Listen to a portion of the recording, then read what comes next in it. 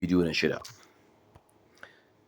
Kun gani wannan gap ɗin shi ya tabbatar min da valid fair value gap. Me yasa inda nan na ɗora trend line ɗina farashi kaga da yayi jumping ya zo nan, sai in ce wa'yannan ina ma iya jinkirtawa ba zan ɗauke su a matsayin valid ba, sai in ce bari in jira lokacin da wannan candle da ya buɗe bayan ya zo amma fa bai kawo wurin trend line ɗin ba, sai ya sake komawa aka samu sweeping liquidity, sai in ce zan ɗauke ta matsayin valid fair value gap saboda ai saman trend line ɗina gap ɗin da nake nema na samu.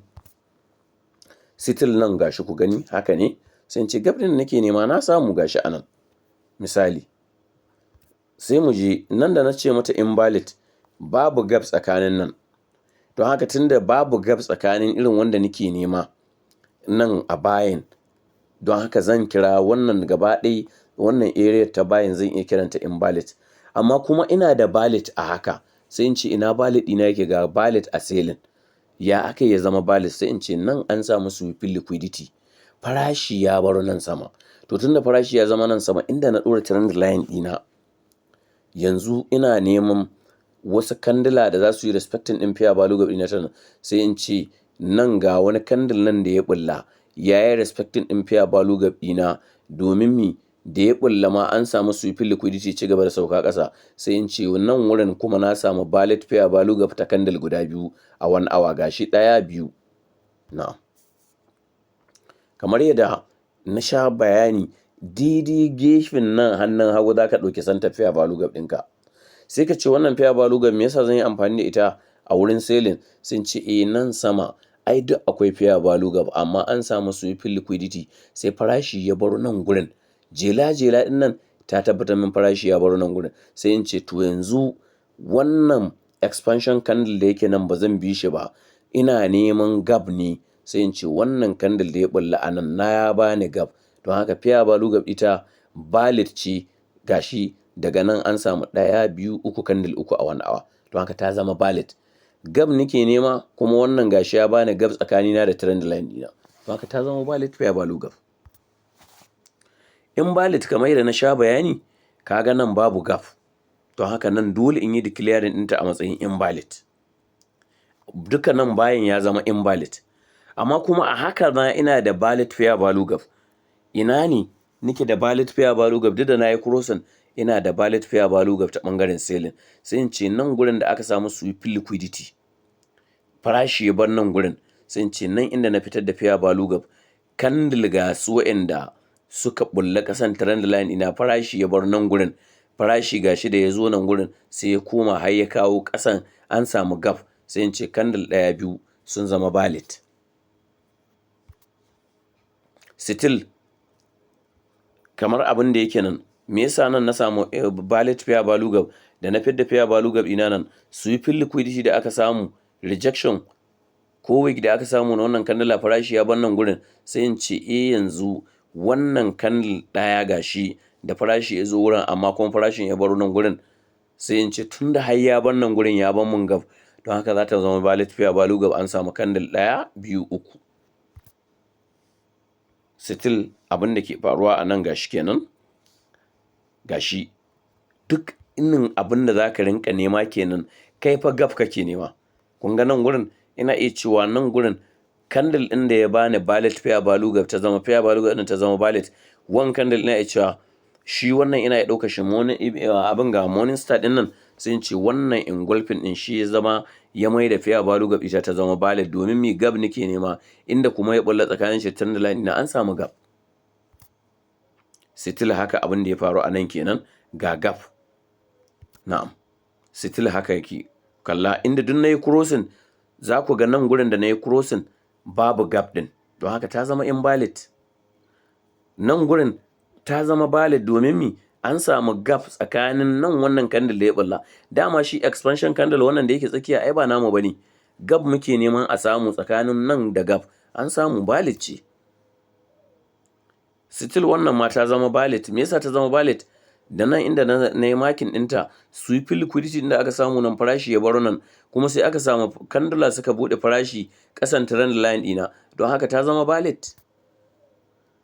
Nan me yasa ta zama invalid? Babu gap ɗin, amma kuma akwai inda zan iya ɗaukata ta zama valid one. Ina ne? Sai in ce wannan evening star ɗin, wannan morning star ɗin da ya buɗe, sai in ce to ga wani candle nan ya zo ya buɗe a saman trend line ɗina, don haka ya bani gap.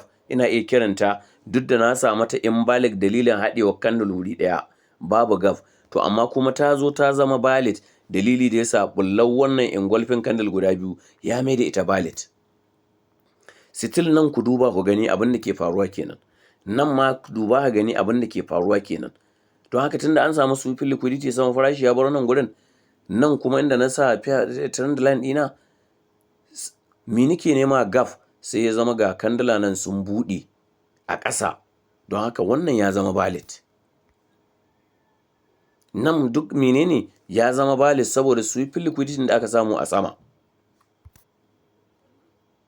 Nan ma still gashi, nan sweeping liquidity da aka samu sama, me ya mai da fair value gap ɗina ta zama valid? An samu farashi wasu gap nan gashi, an samu farashi ya buɗe ƙasan trend line ɗina, don haka ta zama valid fair value gap. Still abin da ke faruwa nan, sweeping liquidity da aka samu a nan sama, me ya mai da fair value gap ɗina valid? Farashin nan da ya buɗe ƙasan trend line ɗina, kuma gap ɗin nake nema ya bani. Exactly nan ma abin da ke faruwa kenan. Gap ɗin da nake nema in samu, gashi a nan na samu. Nan ma a haka sweeping liquidity ɗin da nake, me nake nema farashi ya buɗe ƙasan trend line ɗina in samu gap, na samu ya zama valid. Still nan abin da ke faruwa kenan.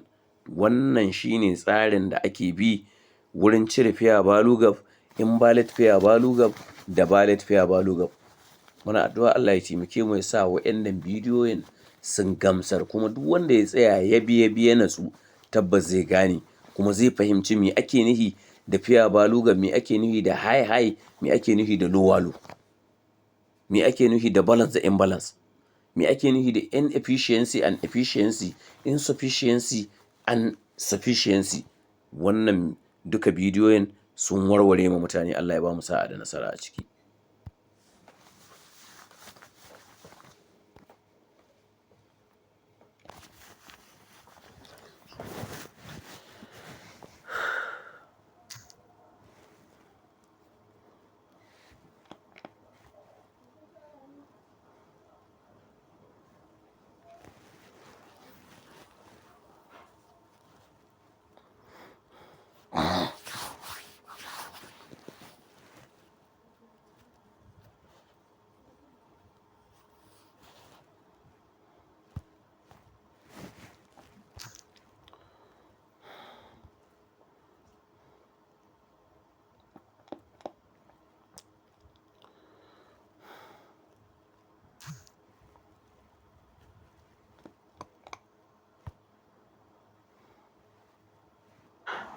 Sharhi ko ƙarin bayani akan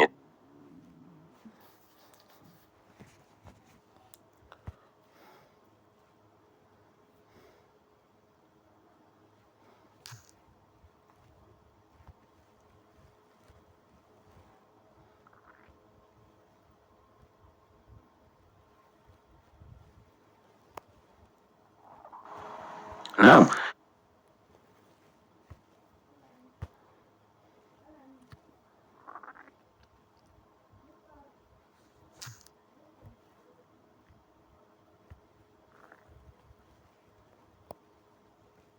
Na'am, sai bidiyo na uku.